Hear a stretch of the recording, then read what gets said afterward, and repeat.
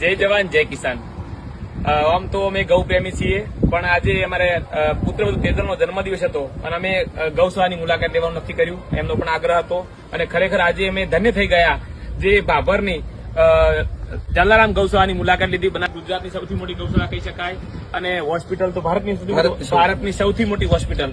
લગભગ આમાં રોજનો ખર્ચો 7 લાખ રૂપિયા છે, 10 લાખ રૂપિયા રોજનો ખર્ચો છે અને ગાયો કેટલી છે? 12,500 અમારી ગાયો છે અત્યારે। એવરીડે 25 થી 30 બીમાર ગાયો આવે છે, તેમાંથી સાજી કરી નિભાવ કરવાનું કાર્ય અમે કરીએ છીએ। સરસ સરસ। ડોક્ટરો કેટલા છે?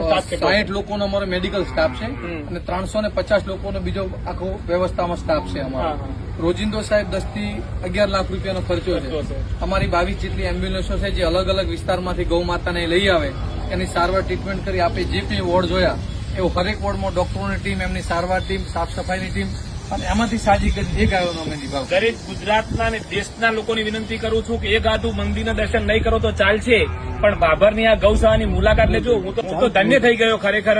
દરેક લોકોને વિનંતી કરું છું કે એક આધા મંદિરમાં ગુજરાતના દર્શન નહીં કરો તો ચાલશે, પણ અમારા ભાભરનું જે આ ગૌશાળાની અવશ્ય એકવાર મુલાકાત લેજો।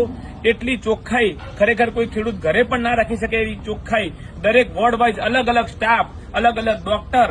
ખરેખર હું મારી જાતને ધન્ય અનુભવું છું અને ખરેખર આજના આધુનિકરણ લોકોને વિનંતી કરું છું કે જન્મદિવસ હોય, કોઈ પણ ખર્ચા હોય તો સાહેબ એ તમે ગૌ માતામાં દાન આપીને તમે કરી શકો છો, બહુ તમને પુણ્ય મળશે।